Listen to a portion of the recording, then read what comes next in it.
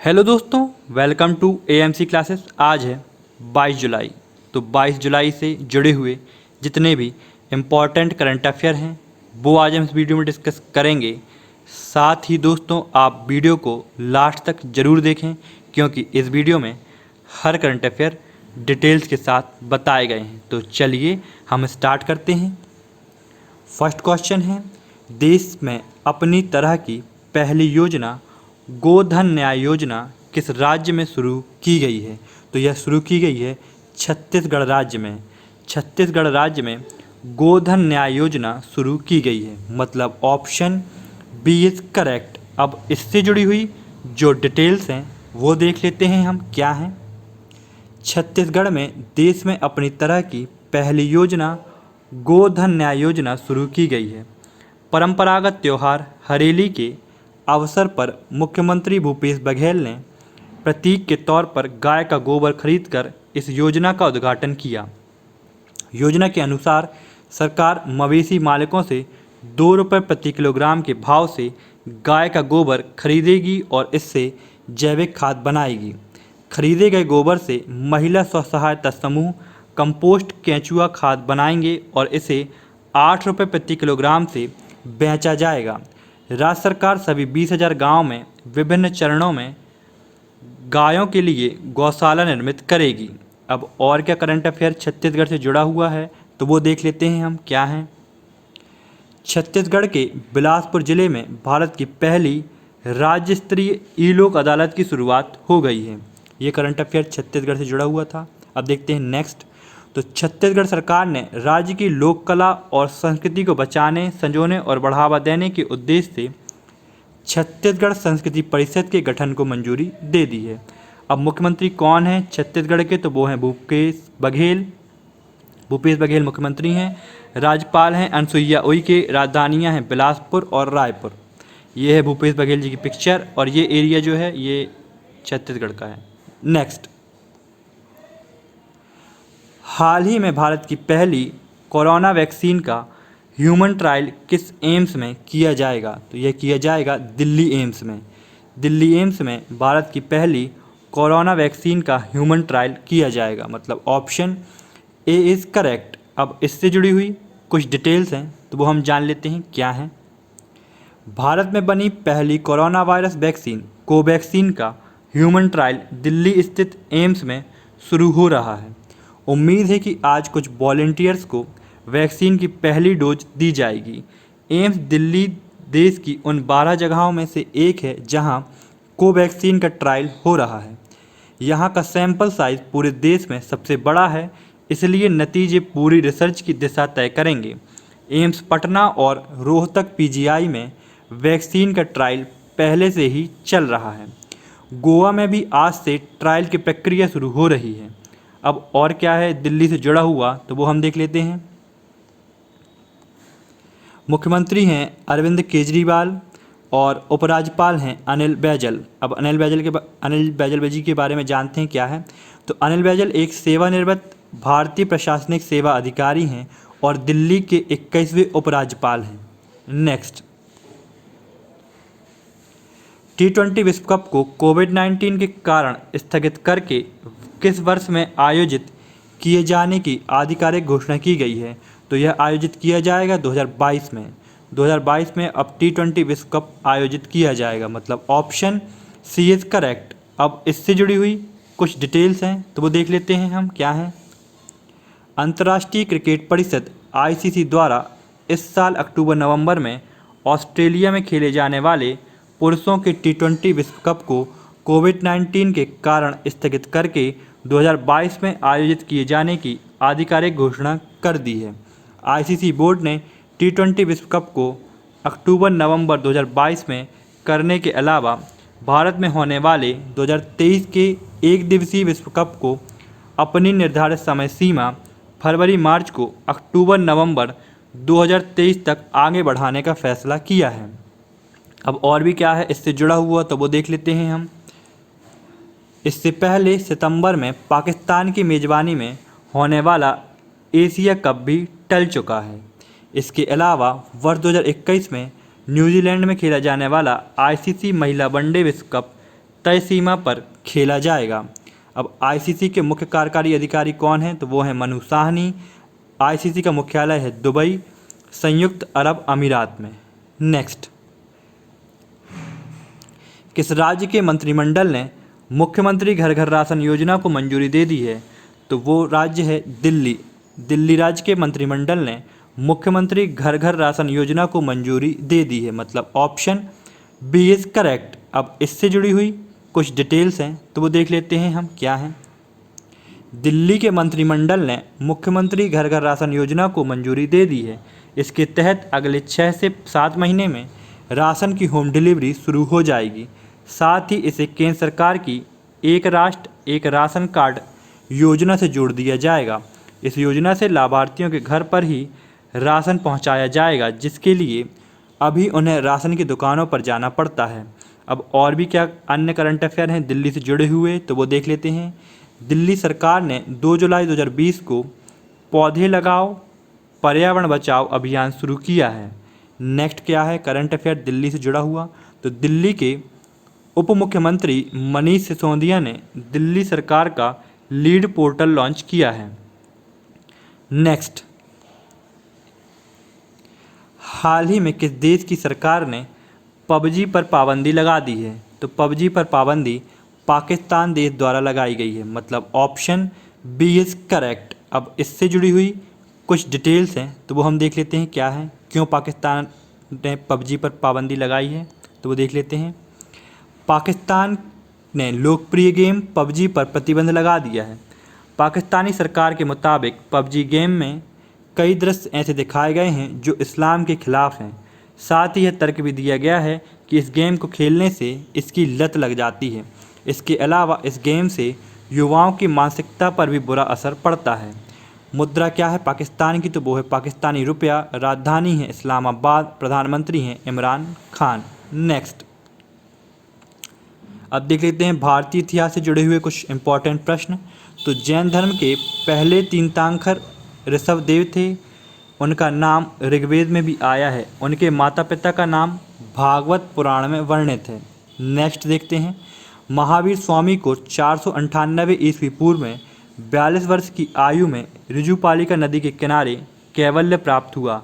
जैन धर्म में कैवल्य सर्वोच्च ज्ञान को कहते हैं। नेक्स्ट, महावीर स्वामी का जन्म 540 ईस्वी में वैशाली के कुंडल ग्राम में हुआ था। उनका बचपन का नाम वर्धमान था और उनके पिता का नाम सिद्धार्थ और माँ का नाम त्रिशला था। नेक्स्ट, ऋग्वेद में जैन धर्म के 2 तीर्थंकरों का उल्लेख है। ऋषभदेव जो पहले तीर्थंकर थे और अरिष्टनेमी जो 22वें तीर्थंकर थे। ये दोनों का ऋग्वेद में उल्लेख है। जैन 3 ग्रंथों के अनुसार महावीर स्वामी का पहला शिष्य जामाली था। जामाली महावीर स्वामी की पुत्री का पति था। नेक्स्ट, हाल ही में किस मंत्री द्वारा मिजोरम में जोरम मेगा फूड पार्क का उद्घाटन किया गया है?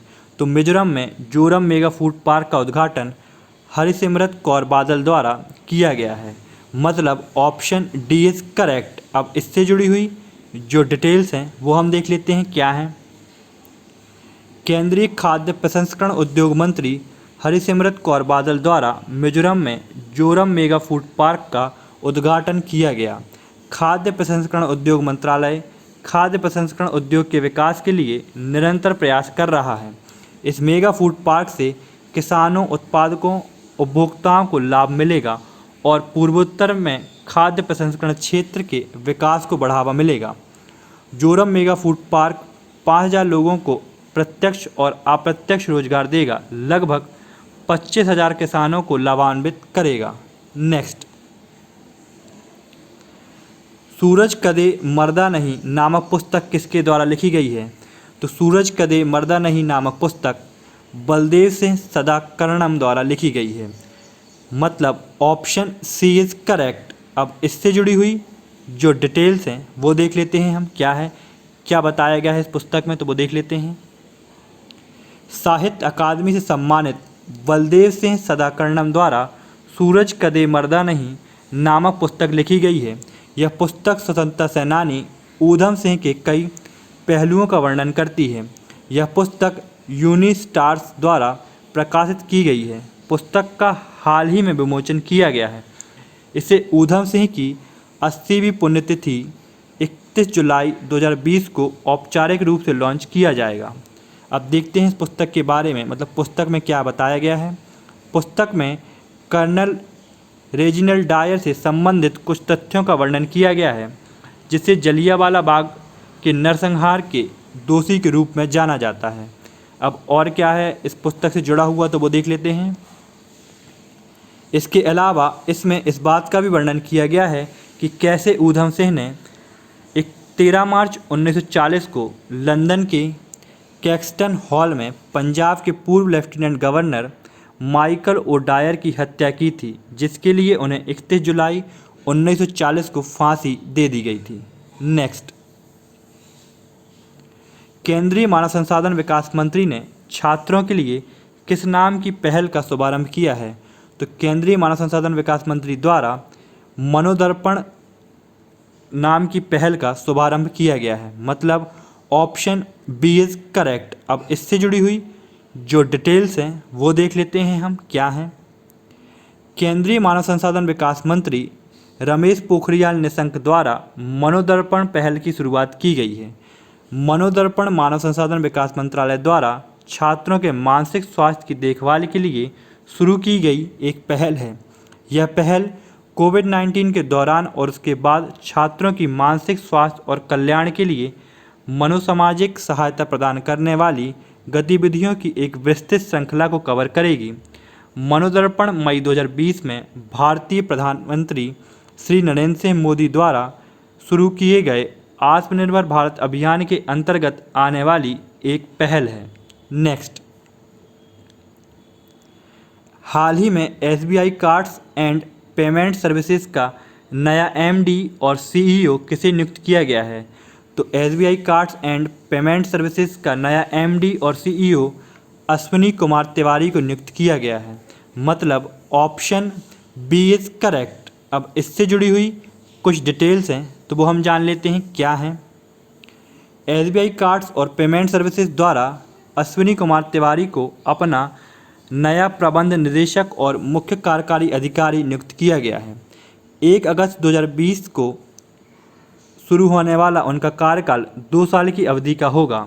उन्हें इस पद के लिए भारतीय स्टेट बैंक द्वारा नामित किया गया था। तिवारी की नियुक्ति वर्तमान MD और CEO हरदयाल प्रसाद के इस्तीफे के बाद की गई है, जिन्होंने स्टेट बैंक ऑफ इंडिया से अपनी स्वैच्छिक सेवानिवृत्ति के कारण कंपनी के निदेशक पद से हटने का फैसला किया था। नेक्स्ट, भारत के पहले सार्वजनिक EV मतलब ई व्हीकल चार्जिंग प्लाजा का उद्घाटन कहाँ किया गया है? तो ई व्हीकल चार्जिंग प्लाजा का उद्घाटन दिल्ली में किया गया है। मतलब ऑप्शन ए इज़ करेक्ट। अब इससे जुड़ी हुई जो डिटेल्स हैं वो देख लेते हैं हम क्या हैं। केंद्रीय विद्युत नवीन और नवीकरणीय ऊर्जा मंत्री RK सिंह द्वारा नई दिल्ली के चैम्सफोर्ड क्लब में भारत के पहले सार्वजनिक इलेक्ट्रॉनिक व्हीकल चार्जिंग प्लाजा का उद्घाटन किया गया। तो केंद्रीय विद्युत नवीन और नवीकरणीय ऊर्जा मंत्री कौन हैं? तो RK सिंह हैं। सार्वजनिक EV चार्जिंग प्लाजा को भारत में ई-मोबिलिटी को सर्वव्यापी और सुविधाजनक बनाने के लिए नई दिल्ली नगर पालिका परिषद के सहयोग से एनर्जी इफिशियंसी सर्विसेज लिमिटेड द्वारा स्थापित किया गया है। अब और क्या है इससे जुड़ा हुआ तो वो देख लेते हैं हम। उद्घाटन समारोह के दौरान केंद्रीय ऊर्जा मंत्री ने रेट्रोफिट और air conditioning to improve indoor air quality for safety and efficiency indoor air quality for safety and efficiency में सुधार के लिए एयर कंडीशनिंग व्यवस्था को भी लॉन्च किया है। राइस से पूरे देश में कार्यक्षेत्रों में खराब वायु गुणवत्ता को सुधार करके उसे स्वास्थ्य के लिहाज से हरित और बेहतर बनाने के लिए लॉन्च किया गया है। नेक्स्ट, हाल ही में किस राज्य सरकार ने बोतल बंद मिनरल पेयजल संयंत्र स्थापित करने का निर्णय लिया है। तो किस राज्य सरकार ने बोतलबंद मिनरल पेयजल संयंत्र स्थापित करने का निर्णय लिया है? तो यह लिया है हरियाणा सरकार ने। मतलब ऑप्शन बी इज़ करेक्ट। अब इससे जुड़ी हुई जो डिटेल्स हैं वो देख लेते हैं हम क्या हैं। हरियाणा सरकार हरियाणा फ्रेश नाम से बोतलबंद पीने के पानी ला रही है। इसके लिए संयंत्र की स्थापना की जाएगी। सरकार ने पब्लिक हेल्थ विभाग को इस संबंध में जिम्मेदारी सौंपी है। इसके अलावा महाग्राम योजना के तहत पहली ग्रामीण सीवरेज प्रणाली का उद्घाटन 15 अगस्त को फरीदाबाद के ग्राम सोताई में किया जाएगा। शुरुआत में इस यंत्र से बोतलबंद मिनरल वाटर सरकारी संस्थाओं को उपलब्ध कराया जाएगा। बाद में छात्रों को स्वच्छ और ताज़ा पेयजल उपलब्ध कराने के लिए शैक्षणिक संस्थानों में मिनरल वाटर रिवर्स ऑस्मोसिस संयंत्र स्थापित किए जाएंगे। अब और क्या है हरियाणा से जुड़ा हुआ, तो वो देख लेते हैं हम। राज्य के सभी जिलों में एक व्यापक परीक्षण प्रयोगशाला स्थापित की जाएगी, जहां पर न केवल पीने के पानी की जांच होगी बल्कि अन्य खाद्य सामग्री की गुणवत्ता की भी जांच की जाएगी। राज्य सरकार ने समाधान के विकास नामक वन टाइम सेटलमेंट योजना शुरू की है। तो ये करंट अफेयर हरियाणा से जुड़ा हुआ है कि हरियाणा सरकार ने समाधान के विकास नामक वन टाइम सेटलमेंट योजना शुरू की है।